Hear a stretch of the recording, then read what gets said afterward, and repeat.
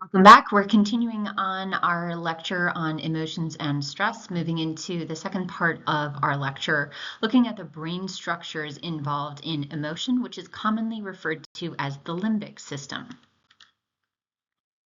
Limbic system, the word comes from the Latin word limbus, which means on the border or on the edge.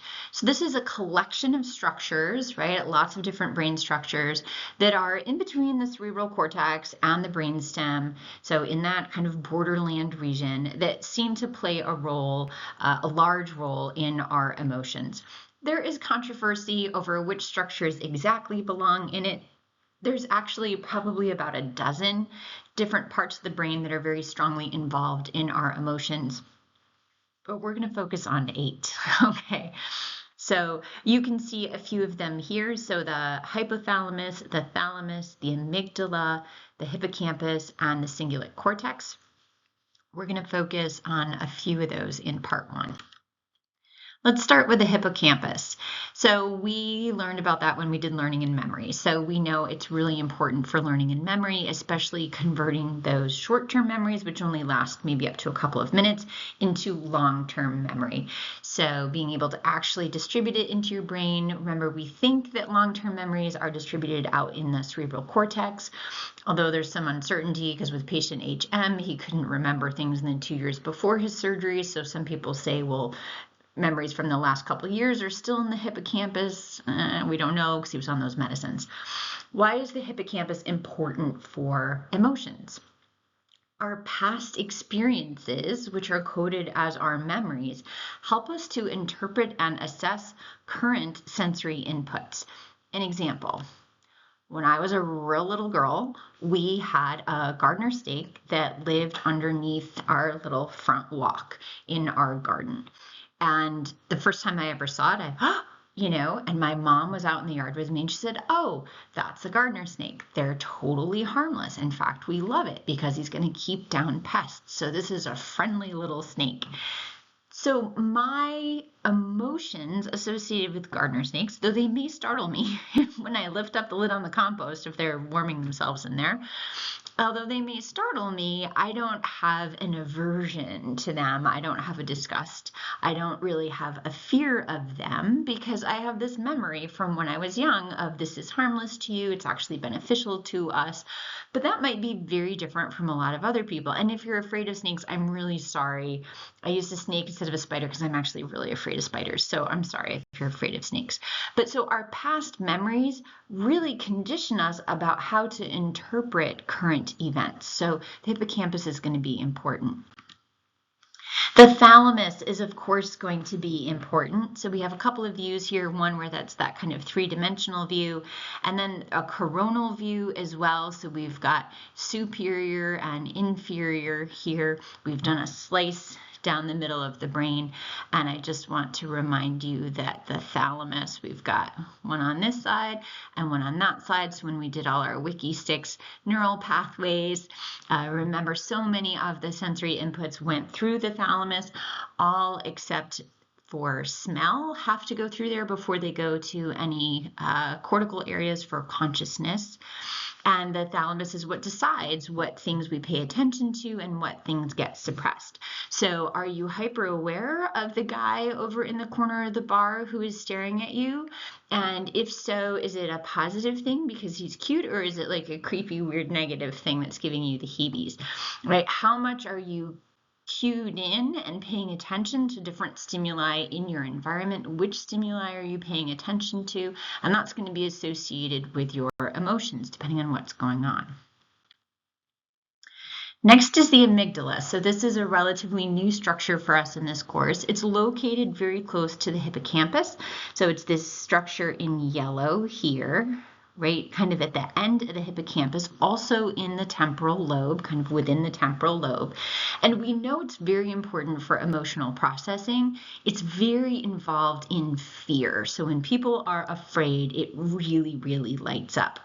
It's also important for emotional memory, so we did touch on it briefly before, and it seems to be involved in aggression and sexual interest. So we have learned about the amygdala in a variety of ways. Back before we had like functional MRIs and all kinds of amazing things, people would do neurosurgery on monkeys and see what happened. So they took some monkeys and they removed their temporal lobes to see what would happen. And they removed the amygdala as part of that procedure. And what they found is that they lost all fear. When presented with a normally threatening stimulus, they're like, no worries. You could walk right up to them. They wouldn't like back away from you at all, which is, this is not normal animal behavior. Yeah. And so that was very fascinating. So like, aha, this part of the brain seems to be involved with fear. They also were much less aggressive, much less angry. They were very chill. They were hanging out and they were very sexual. So they were interested in having sex with each other. They were interested in having sex with other animals. And they were also hyper oral. So they were constantly putting things in their mouths, even things that you shouldn't put in your mouth. So a lot of behavior changes associated with removing the amygdala specifically, it was felt to be due to. So this is called Kluver-Bucy syndrome, probably after the people who did this experiment. I confess I didn't check. It doesn't often happen in humans. It is not often that humans are missing this chunk of their brain, but there are some examples. Apparently Radiolab did an episode called Blame about somebody who developed this syndrome after having a surgery to try to treat really severe epilepsy, which is one of the few reasons we would ever remove a part of somebody's brain. Another example in a human, right, so humans can actually describe to us what they're experiencing, was patient SM, who had a very rare genetic condition that led to specifically losing the amygdala. So the neurons in the amygdala died out. And she didn't feel fear at all.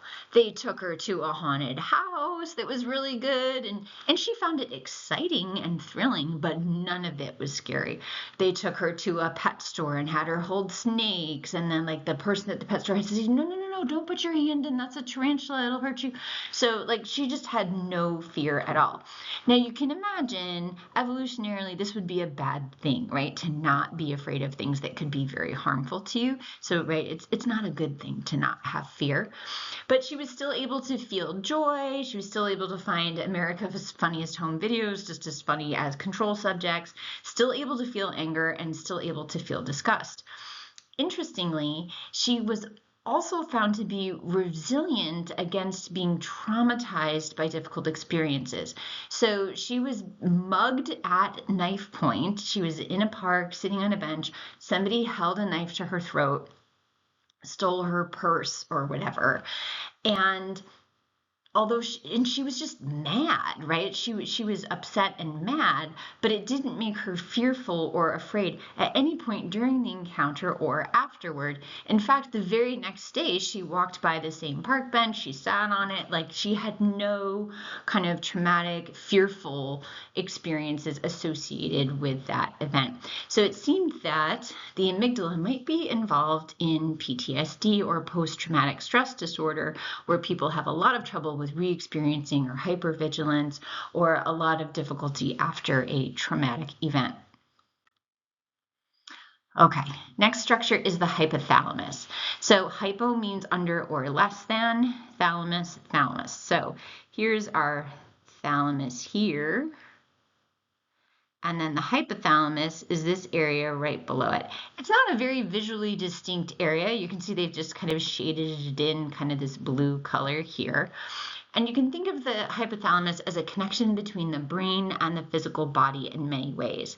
It is in charge of homeostasis in so many ways. Our salt levels, our water levels, our blood pressure, there's all kinds of things that the hypothalamus is responsible for managing for us, our sex hormone levels, all kinds of things. Hunger is from the hypothalamus, and also our sleep-wake cycle. So here's a nice chance to do some long-term potentiation and refresh some of those synapses to remember the retinohypothalamic tract. So remember, we have 3 pathways for vision. One is for conscious perception, which goes optic nerves, optic chiasm, optic tracts, lateral geniculate nucleus of the thalamus, then optic radiations back to the occipital lobe, to the primary visual cortex. And then we have the pretactile pathway, which starts off with the conscious perception of vision 1, but then kind of takes a detour and goes off to the midbrain, and that's responsible for visual reflexes, right? When you see something flash by you and you turn, or you see something and you jump. And then finally, the retinohypothalamic tract, which we talked about when we talked about sleep. So these are retinal ganglion cells who send their axons to the suprachiasmatic nucleus of the hypothalamus. And then those neurons signal the pineal gland, and which is what makes melatonin. So part of our sleep-wake cycle, our circadian rhythm, hypothalamus.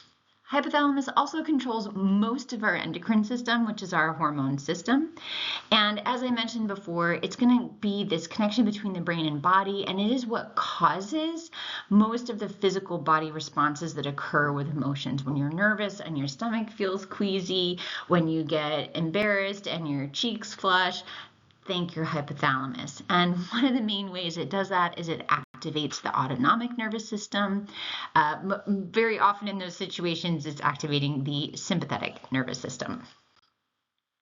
So those are the big four: the hippocampus with memory, thalamus, amygdala, and hypothalamus. And we'll do in part 2, we'll do 4 more structures that are important.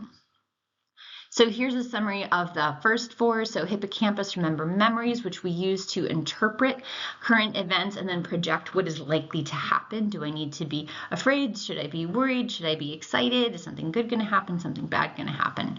Thalamus, which is our triage or relay center for sensory inputs, and decides what actually makes it to our consciousness and how much we're kind of zoomed in on it.